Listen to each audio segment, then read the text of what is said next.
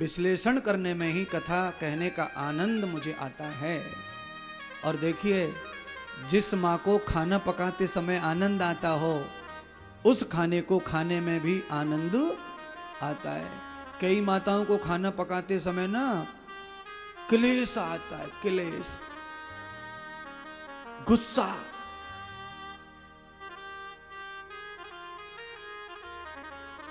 कभी कभी तो बनाने वाली कुछ भी बोल देती है मुंह से।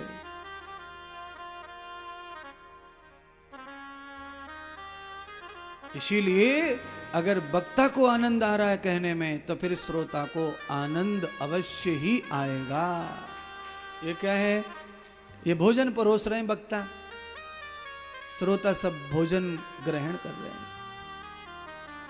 इसलिए आत्मविशोत गति हृदयम, आत्मा और हृदय का संग है प्यारे भाई बहनों।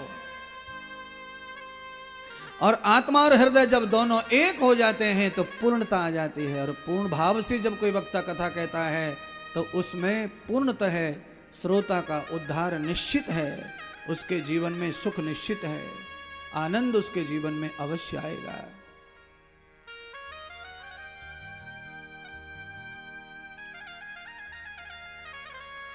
परमात्मा ने गौ माता को वरदान दे दिए, जाओ देवी, मैं आपकी रक्षा सेवा के लिए शीघ्र ही आपके द्वार पधार रहा हूं। परमात्मा ने जब आज्ञा दे दी गौ माता को गौ रक्षा करने के लिए, तब भगवान ने वसुदेव के साथ देवकी के विवाह की लीला करवा दी। और वहीं कंस को यह श्राप देवकी के माध्यम से उपलब्ध हो गया आकाशवाणी से कि देवकी का ही बालक कंस को मारेगा। इसलिए कंस ने विद्रोह कर दिया और देवकी वसुदेव को जेल में बंद कर दिया। देवकी के पिता को भी कारागृह में डाल दिया। अब कोई नहीं है कंस के आगे पीछे। कंस अहंकार और नाश के रास्ते पर चल पड़ा। आप लोग क्या कहते हैं? विनाशकारे। बहुत सारे शब्द ऐसे हैं जो पूरी जनता, पूरी दुनिया जानती है। कंस का विनाश प्रारंभ हो गया, इसलिए बुद्धि विपरीत दिशा में काम कर रही है। अब बोलिए, पिता को जेल में डाल दिया, बहन को भी जेल में डाल दिया, और काय के लिए डाल दिया? अकारण, बिना मतलब के डाल दिया है। इस कारण विनाश हो गया अब इसका चालू, क्योंकि कर्म उसने ऐसा गाड़ दिया, बीज ऐसे गाड़ दिए। पहला बालक हुआ, दूसरा, तीसरा, चौथा, पांचवा, छठवां।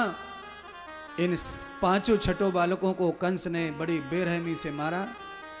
देवकी रुदन करने लगी, रोने लगी, करुणा करने लगी और वसुदेव की गोद में गिर गई। प्रलाप बंधनो प्रियाम हर्षम नाथ महादुखम। हे प्राणनाथ, हमारा ये महादुख कब जाएगा?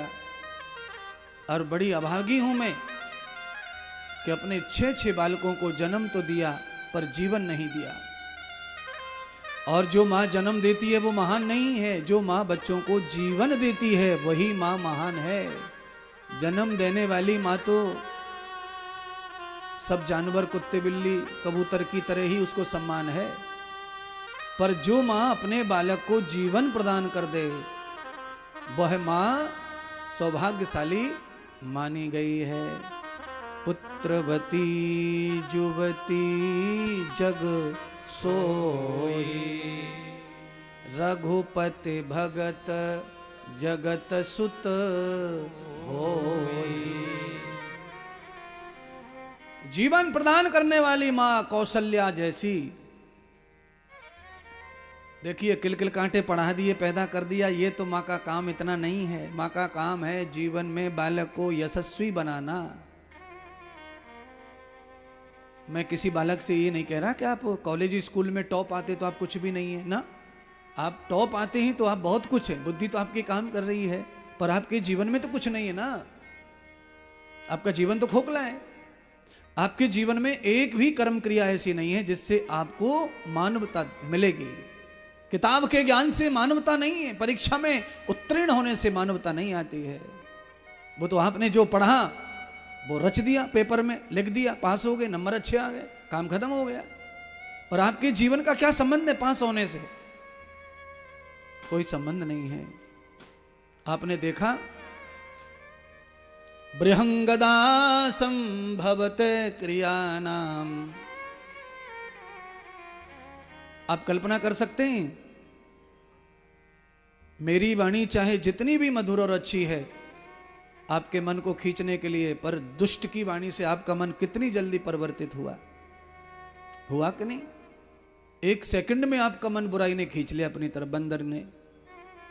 और आपका मन जहां बंधा हुआ था, यह 2.5 घंटे से मेहनत कर रहा है। यही मैं बताना चाहता हूं कि अच्छाइयों की जगह बहुत कम है बुद्धि में, ये बुराई की तरफ भागती है, फालतू चीजों की तरफ लपकती है। आपने किसी चुंबक को, सोने को पकड़ते देखा है नदियों में? क्या पकड़ती है चुंबक? लोहा। और लोहा इसलिए पकड़ती है क्योंकि लोहे की उम्र कुछ ज्यादा नहीं है।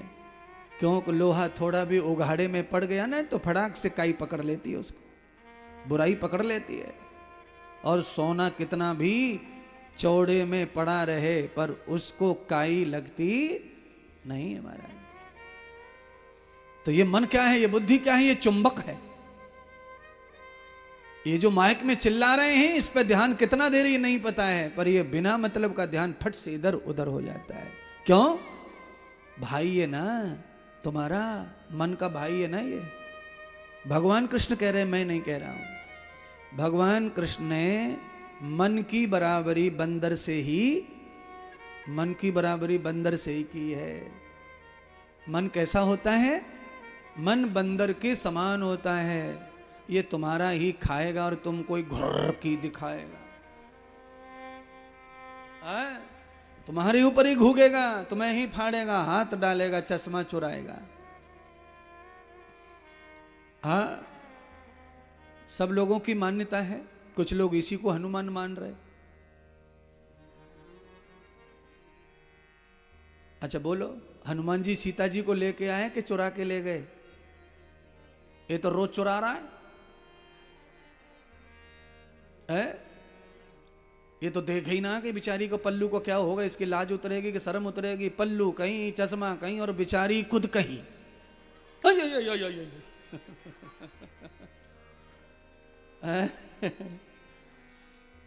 इसीलिए किसी भी चीज की उपमा ज्यादा देवी देवताओं से नहीं देनी चाहिए। आपकी श्रद्धा है, मान लिया तो मैंने तो कह ही दिया पहले, प्रेम पत्थर को भी भगवान बना देता है। आपको प्यार है तो फिर ये सब कुछ है। आप कह रहे होंगे फिर आप क्यों सेवा करते हैं इनकी? मैं इसलिए सेवा करता हूं कि कबीर जी ने कहा कि चाहे आप मुर्गा को काटो, चाहे बकरे को, चाहे गाय को, पाप बराबर ही लगेगा। और आप सृष्टि में किसी भी जीव की सेवा करो, आपको पुण्य भी बराबर ही मिलेगा।